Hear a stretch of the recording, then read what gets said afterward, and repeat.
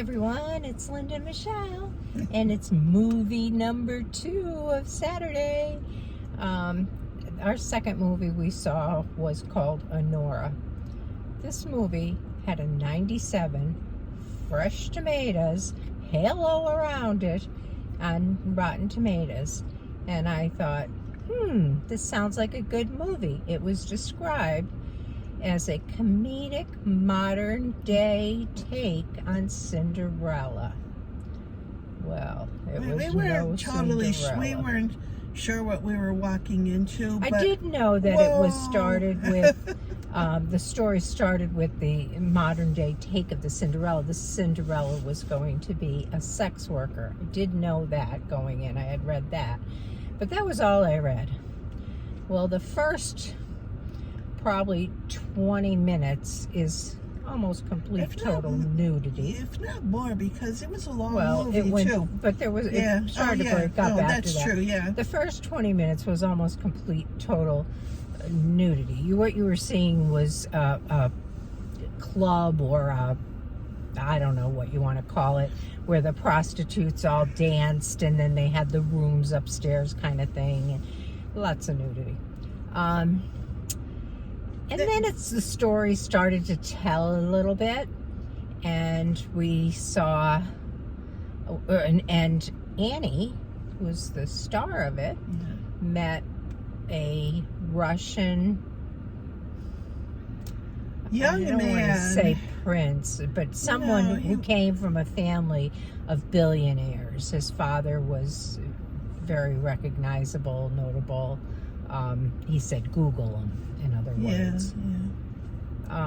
And he kind of fell for her and bought her for a week, and they partied and had a crazy week. He was a big partier. Yeah, and she went. So was she.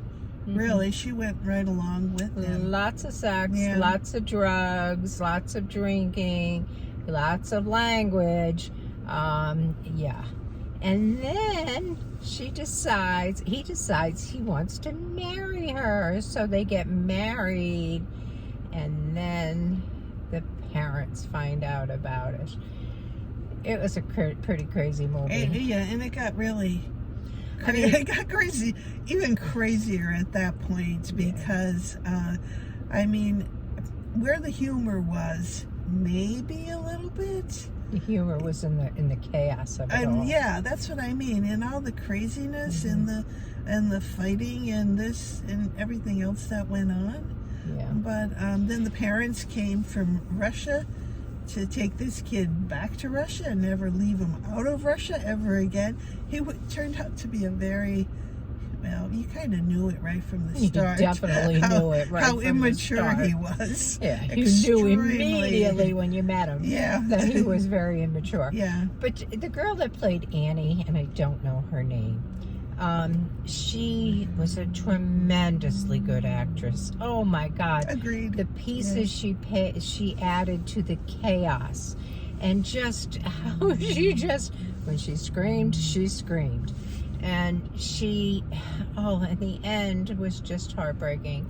The end, I don't want to ruin it, but it really was heartbreaking. I can't say go see it, because it is really filled with nudity, sex, language, drugs, all that kind of stuff.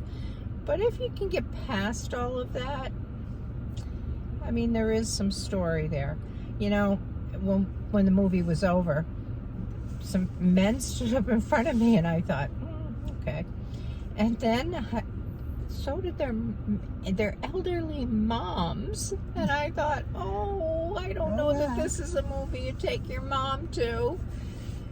But there were some elderly moms there, so we kind of probably fit in this, but they were more elderly.